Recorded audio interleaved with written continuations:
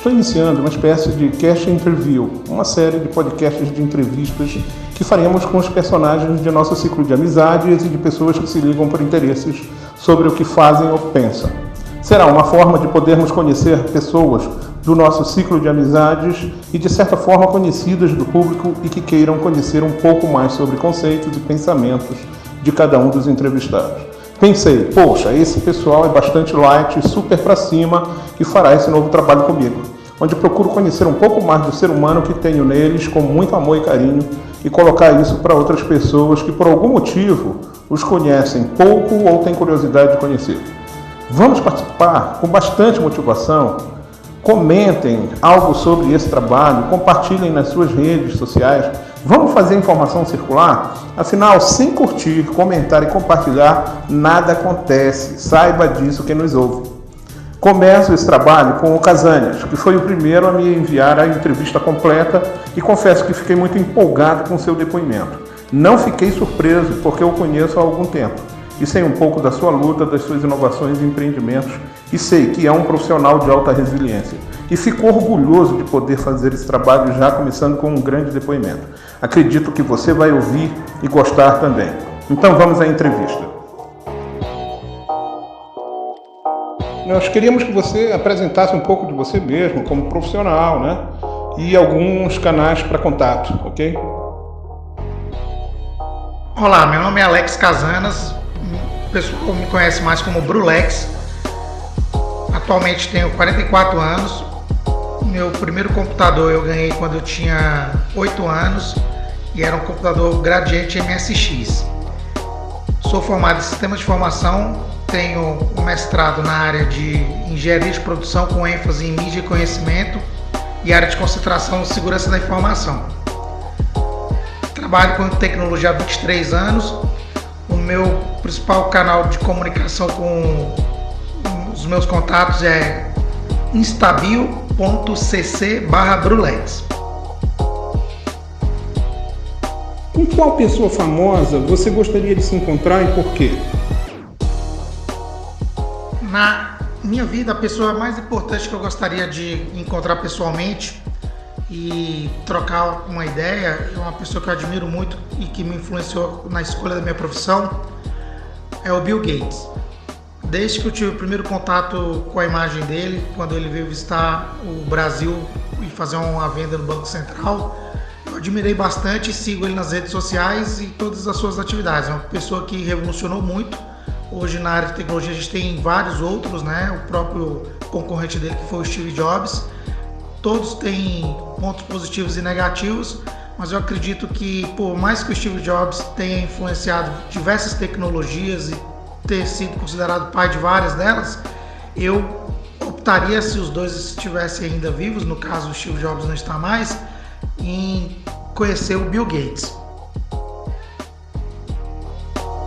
Com que personagem de filme ou livro você se identifica e por que motivo? Com relação à pergunta a respeito de qual personagem de filme ou livro que eu me identifico, por eu ser um acadêmico, professor, eu gosto muito de transformar algo em uma história ou um acontecimento. Então um filme que eu achei super legal foi o Forrest Gump, que ele contou a vida dele de várias formas e várias trajetórias, de vários pontos para vários destinos. E eu procuro nas minhas aulas, mesmo sendo aulas técnicas usando TCP/IP 0 e 1 e outras informações binárias, transformar aquilo num momento agradável. Ao invés de ser uma aula totalmente engessada, procuro envolver o aluno, cativar o aluno e colocar interatividade em todos os momentos da minha aula. Então seria um dos atores que eu mais admiro, né, o Tom Hanks. E esse filme Contador de História, o Forrest Gump, é um dos filmes que eu mais assisti e mais admiro. Que tipo de livros você gosta de ler? Na infância eu tive pouco acesso aos livros até entrar na faculdade.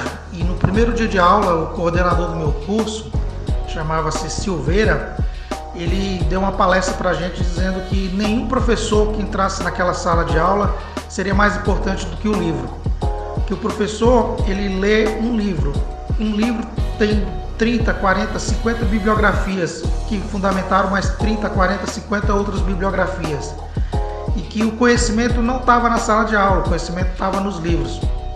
E eu sou um admirador de vários livros. Eu leio, em média, um livro por semana e devo já ter lido em torno de 200 livros. Eu gosto muito de leitura.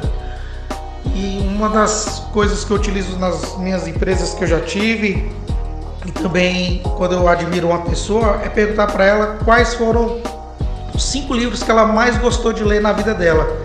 E através dessa radiografia eu consigo identificar qual é o perfil da pessoa, o que ela gosta, por que ela teve aquele sucesso, aquele fracasso, quais as atitudes que ela moldaram o caráter ético dela. Então, quer descobrir a personalidade de uma pessoa, descubra os 5 livros que mais influenciou a vida dela, ou os 5 livros que ela mais gosta ou que já leu. No meu caso, o livro número 1, que eu já li e reli várias vezes, mas até hoje ainda não consigo compreender bem, é a Bíblia. É um livro importantíssimo e toda vez que eu faço a leitura, eu tenho uma interpretação diferente de acordo com cada momento da minha vida. E inclusive nesse momento eu estou lendo um livro que eu recebi de presente agora nos meus 44 anos e que tem sido o livro que eu estou considerando o número 2 na minha vida, que é Uma Vida com Propósitos, do autor Rick Warren. Um livro excelente e está modificando bastante muitos conceitos que eu tinha deixado de lado na minha vida e que estou indo buscá-los. E o número 3, o 4 e o 5 é surpresa, porque esses aí eu não quero apresentar toda a minha personalidade. Então fica aí para os próximos áudios. Qual a tua cor favorita e o que ela desperta em você? A cor que eu mais admiro e que sempre gostei desde criança é o azul. O azul principalmente por causa de 2 grandes momentos que eu tenho, que é contemplar o céu e contemplar o mar, porque são 2 coisas infinitas e a gente tem que estar sempre buscando o infinito, porque a partir do momento que você chega a um determinado ponto e não começa um novo ciclo, eu acho que a coisa não fica boa. Então eu admiro muito o azul e é a cor minha preferida. Uma tecnologia que você acha que vai ter daqui a 10 anos? Pode viajar na maionese. Qual a tecnologia que terá daqui a 10 anos? É uma pergunta bem complexa de responder, porque se a gente for analisar nos últimos 10 anos atrás, 2010, quanto tudo mudou com os apps, os aplicativos em nuvem, a computação com inteligência artificial, a robotização, os carros autônomos. Então, nos últimos 5 anos tivemos muitas transformações, a Revolução Industrial 4.0. Então, a minha aposta será em algo ou tecnologia 1 para 1, personalizado. Você vai chegar no local e tudo vai moldar os seus gostos e preferências. Então, em 2000, eu li um livro de uma assistente do Bill Gates. O livro chama Clientes.com.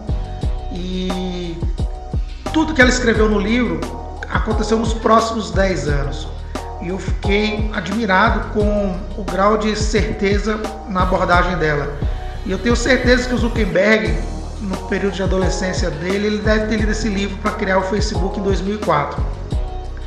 Atualmente eu estou acompanhando um americano que tem uma comunidade nos Estados Unidos, chamado Jack Comberson. Esse cara, ele tem um livro muito famoso, chama A Arte das Comunidades Virtuais. Uma frase que me marcou muito é o seguinte: quem tem audiência é que tem o futuro. Então, quem conseguir controlar a audiência vai vender qualquer tipo de produto ou serviço.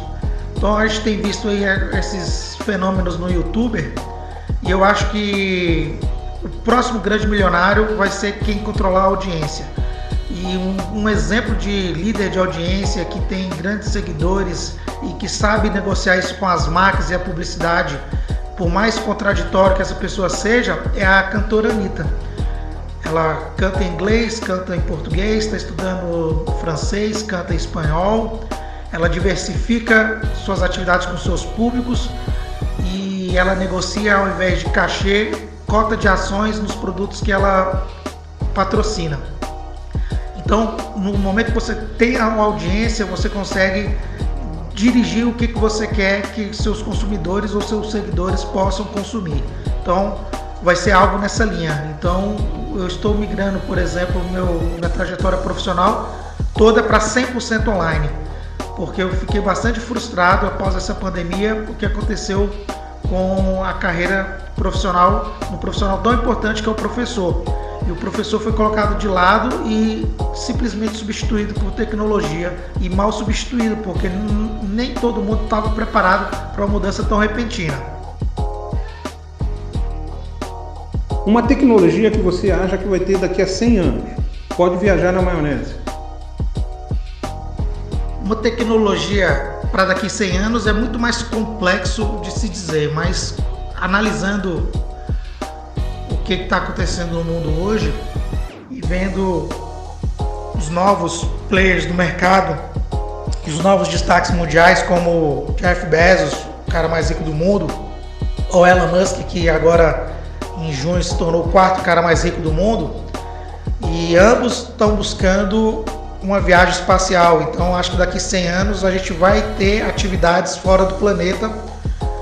Não sabemos o que isso vai nos trazer de positivo ou negativo, mas é uma ambição fantástica, é uma ideia que, se eu tivesse fundos e investimentos, eu também buscaria, porque é uma coisa que mexe muito com o ser humano e é uma coisa muito misteriosa. Qual o teu cargo no teu trabalho e a tua função? Bem, atualmente eu sou gestor de uma ferramenta de CRM russa chamada Bitrix 24, em uma empresa de licitação. Depois de trabalhar 23 anos como professor universitário, ter tido 7 empresas e aprendido muito com sucessos e fracassos nesses negócios, voltei para colocar em prática alguns conhecimentos e agora pretendo migrar todas as minhas energias para produtos digitais. Como você descreveria um típico dia na sua função, no seu trabalho? Desde a hora que você entra, o que você começa a fazer e o que se desenrola à medida que as horas passam? Todos os dias, o primeiro passo que eu faço na minha atividade é enviar um texto para o meu grupo na empresa. Eu criei um grupo chamado Clube do Conhecimento dentro da empresa e todo dia eu mando uma mensagem bíblica para todos os funcionários. E tem um clube também chamado Clube do Conhecimento, só que esse é aberto para os meus amigos, ex-alunos e pessoas da comunidade externa, que é o t.me/Clube do Conhecimento no Telegram, onde eu replico essa mesma mensagem. Então, durante o dia tiver um acontecimento, um evento, uma frase interessante, algo que aumentou o meu conhecimento, minha sabedoria, minha produtividade durante o dia, antes eu guardava aquilo comigo. E hoje eu compartilho na minha empresa, fazendo isso com os meus colaboradores e compartilho isso com os meus amigos. Hoje nós somos 70 seguidores e só de saber que eu estou fazendo bem para mais 70 pessoas, mesmo que ele não possa escutar aquela palavra naquele dia, que ele veja no final de semana, ou que ele possa compartilhar aquilo futuramente, eu acredito que esse Clube do Conhecimento vai ser uma coisa sensacional e que vai ser o meu legado que eu vou deixar para o futuro. Qual o seu maior objetivo hoje e o que tem feito para realizá-lo? O meu objetivo hoje é tentar colocar em prática tudo que eu aprendo, e um dos objetivos que eu sempre tive na vida é ajudar o próximo a conquistar seus objetivos, porque quanto mais você ajuda o próximo, mais Deus te dá em dobro. E desde que eu escolhi essa profissão, que caiu na minha vida como uma situação que eu não tinha esperado, que é ser professor e acadêmico, eu percebo que além de aprender ensinando, aprendendo, a gratificação do professor é ver um ex-aluno dele, dono de uma grande empresa. Hoje eu tenho alunos que já venderam startups para o governo americano, startups para empresas americanas. Eu tenho alunos que moram nos Estados Unidos, no Japão, na Coreia. Tenho alunos que trabalharam comigo no meu último empregador. 4 ex-alunos se tornaram professores como eu. E é uma satisfação vê-los indo bem. Hoje eu tenho alunos em grandes empresas como Nambev, Nubancob, Banco do Brasil, BRB, entre grandes instituições, e é uma satisfação manter contatos com eles no LinkedIn, onde a gente acaba compartilhando e aprendendo novamente. Então eu fui professor, fui aluno, hoje eu aprendo e ensino. Então hoje meus ex-alunos eles já me ensinaram muitas coisas, então é satisfação vê-los dessa forma e colaborando com eles também. Se de repente você tivesse encontrado uma lâmpada mágica, bem, aí você já sabe o que eu estou querendo perguntar. Quais seriam os teus 3 pedidos? Se eu encontrasse uma lâmpada mágica, a primeira coisa que eu pediria ou tentaria concretizar é diminuir a desigualdade social no mundo, e uma das ferramentas que eu vejo, e é a que eu mais conheço, chama-se educação. Então eu procuraria usar maneiras, pessoas, instrumentos, tecnologia para levar a educação, principalmente a educação para a classe E, que é a menos favorecida e que vai ter menos chance de conquistar isso. Então, apesar de eu ser de classe média aqui em Brasília, ter tido uma boa estrutura escolar, pai e mãe, eu vejo todos os meus amigos que estudaram comigo, os meus amigos que fizeram o 2º grau e os colegas de faculdade. Então eu vejo que quando você está na classe D para chegar na A, na classe C para chegar na A, na classe B para chegar na A, ou na classe A para manter-se na A, é um caminho. Agora, sair da classe E e chegar na classe A é muito difícil. Então eu criaria formas. O segundo foco seria diminuir a pobreza com relação também à coisa alimentar, porque acho que a maior dificuldade que pode acontecer para o ser humano realmente é a fome. E a terceira, algo também nessa linha de saúde. Eu admiro muito os projetos da fundação do Bill Gates e a Melinda Gates, em que boa parte dos recursos são destinados a buscar inovações na área de saúde e de busca de melhorias de saneamento básico, melhorias de qualidade de vida. Então seria nessas 3 linhas. Que superpoder você gostaria de ter? Voar ou invisibilidade? Entre os poderes de voar e de invisibilidade, eu gostaria de ter de invisibilidade. Primeiro, que todos os dias nós aprendemos um pouco mais sobre a vida. E tendo esse poder de invisibilidade, a gente poderia acompanhar um pouco mais a vida das pessoas que você admira e até mesmo entender por que determinadas pessoas tomam determinadas atitudes, acompanhando realmente o que elas passam, porque só quem está do outro lado, só a própria pessoa sabe tudo que ela passou. Então, por mais que você externe isso, que você escreva um livro, que você conte uma história, dificilmente você vai vivenciar a vida da pessoa. E tendo esse poder de invisibilidade, talvez você possa compreendê-la melhor. Qual lugar do mundo você gostaria muito de conhecer e por quê? Qual lugar do mundo que eu gostaria de conhecer? Bem, desde criança eu tinha um sonho muito grande, que era conhecer a Disney, conhecer o local do Mickey, Pateta e companhia. E juntando dinheiro na minha adolescência e no início da minha vida profissional, eu consegui conquistar isso aos 22 anos.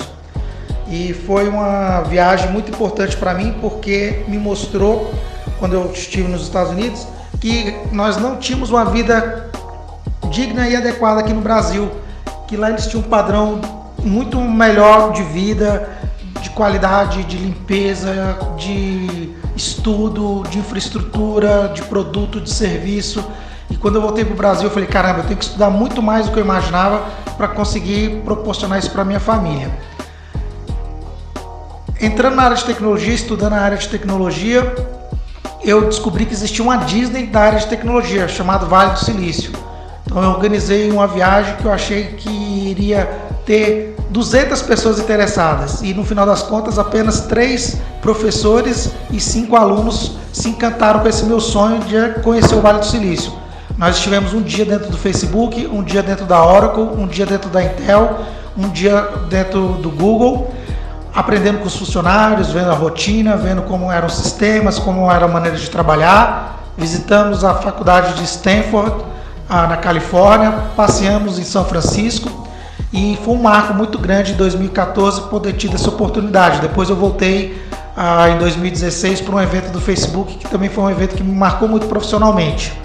E percebo que a gente tem que aprender muito com essas inovações americanas, com tudo que acontece nos Estados Unidos e tudo que eles estão proporcionando.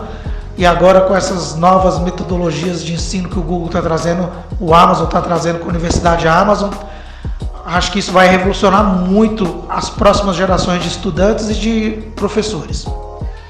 Ok, beleza. Agora responde a pergunta, né? Acabei não falando qual seria o local que eu gostaria de conhecer, já que eu conheci a Disney e depois eu conheci o Vale do Silício.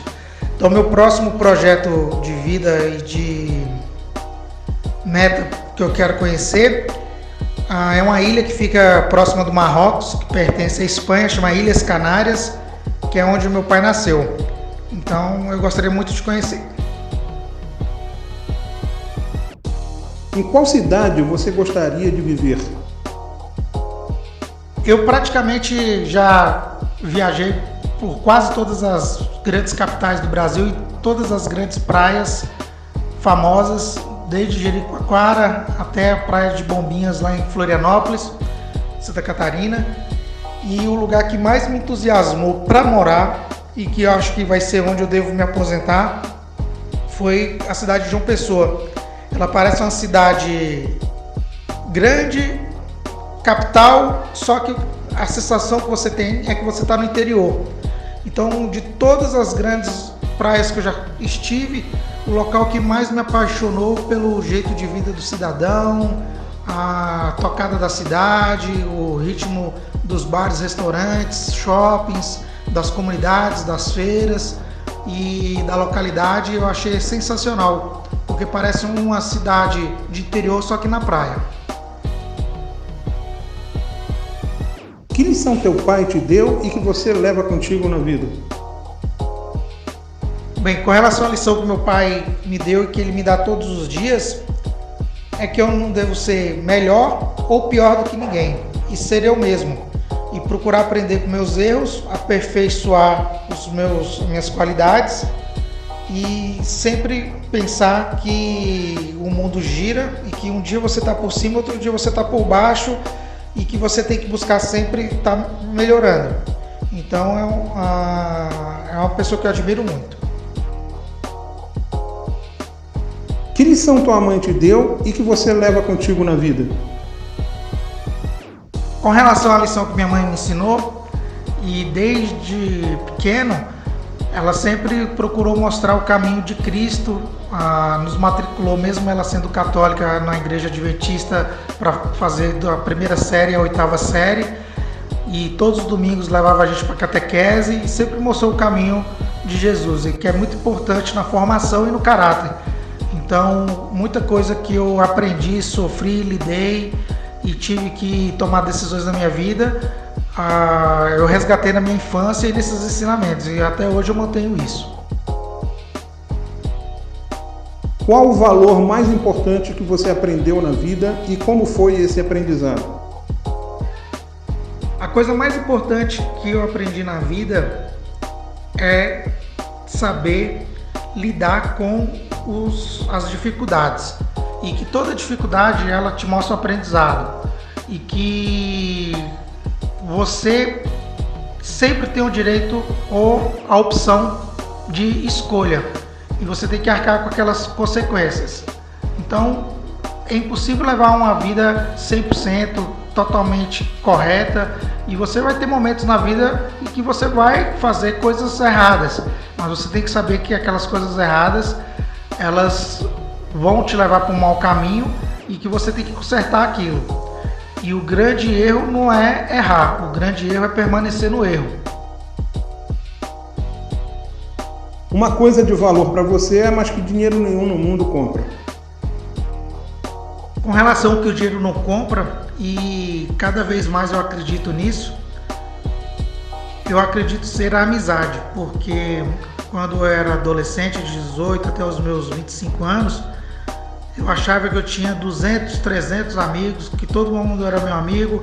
Eu sempre tive um acesso muito fácil a grandes volumes de dinheiro e levava meus amigos para passear, para as festas, para as bebidas, e sempre tive uma vida meio desregrada na minha adolescência. E no momento que eu tive minha primeira queda, eu observei que sobraram 4 amigos. De lá para cá eu tenho trabalhado para manter esses meus 4 amigos. E meu avô dizia que feliz o homem que consegue ter 5 amigos. Então eu ainda busco esse meu 5º amigo para poder fechar minha mão e dizer para o meu avô que eu consegui conquistar 5 amigos. Se você pudesse convencer qualquer pessoa do mundo, em qualquer época da história, a ter feito algo diferente, quem seria e o que mudaria? Com relação a essa pergunta, o que eu mudaria, o que eu aconselharia alguém de algo de tragédia que me impactou muito, de todas as histórias, eu sempre gostei muito de história de 5ª e 8ª série, eu sempre fui um aluno que me destaquei nessa disciplina, que toda vez que tinha uma história, eu entrava na história, viajava na história e ficava com aquilo na minha cabeça, em casa, pensando, poxa, como teria sido isso lá em 1300, 1500, 1700, como deve ter sido essa guerra, como deve ter sido esse acontecimento. E de tudo que eu já li até hoje, de tudo que eu já escutei até hoje, a coisa que mais me entristeceu foi aquele período alemão do Hitler, e que se eu pudesse mudar a história em algo, eu mudaria aquilo, porque eu acho que aquilo não afetou só a Alemanha, afetou a Áustria, a Polônia, toda a Europa e todo o mundo. Até hoje a gente não sabe ao certo o número de mortos que foram impactados, mas não só as pessoas que morreram, mas as famílias, os negócios, a comunidade internacional, e o tanto que isso atrasou toda a economia mundial, porque houve perda de gênios, estudiosos e pessoas que poderiam ter contribuído para um mundo melhor, e que agora a gente está buscando com essas inovações tecnológicas fazer essa mudança. Você tem a chance de viajar no tempo. O que você gostaria de mudar no passado e o que você gostaria de encontrar no futuro? Se eu tivesse a oportunidade de viajar ao passado para mudar o futuro, é uma pergunta bem ampla e bem complexa, mas como o livro que eu mais gosto é a Bíblia e a história mais apaixonante que eu conheço é a de Jesus, eu teria modificado os acontecimentos finais e para que não tivesse tido tanto sofrimento, e que a missão que era de resgatar o povo, de perdoar os pecados e de mudar a forma de pensar das pessoas, isso tivesse se perpetuado até hoje, a gente teria um mundo muito melhor. O que é o melhor para se fazer depois de um dia longo e difícil? Bem, com relação a essa última pergunta, o que é bom de se fazer num dia longo e difícil é poder chegar em casa com a consciência tranquila que eu tenho uma meta diária de ajudar uma pessoa por dia ou influenciar na vida de uma pessoa todos os dias. E ter chegado no final do meu expediente com essa missão cumprida, com um feedback de alguém que, poxa, Alex, essa informação me ajudou, isso me auxiliou, isso foi legal. E desde que eu coloquei essa meta na minha vida, eu tenho conseguido conquistá-la todos os dias e mais de uma vez por dia. Então, chegar em casa, ver o meu parceiro e meu amigo, o Paquetá, inclusive ele tem até Instagram, chamado Sou Paquetá. Então sigam ele lá nas redes sociais e todo dia quando eu chego ele está aqui me esperando. É isso aí. Esse é o Casanhas. Achei muito interessante, muito legal as reflexões que ele nos colocou aqui. Eu espero que, assim como eu, vocês tenham proveito dessas informações, dessas lições de vida que a gente tenta passar aqui. Um abraço a todos, até a próxima entrevista, né? Vamos ver quem é que vai ser o próximo entrevistado. Um abraço.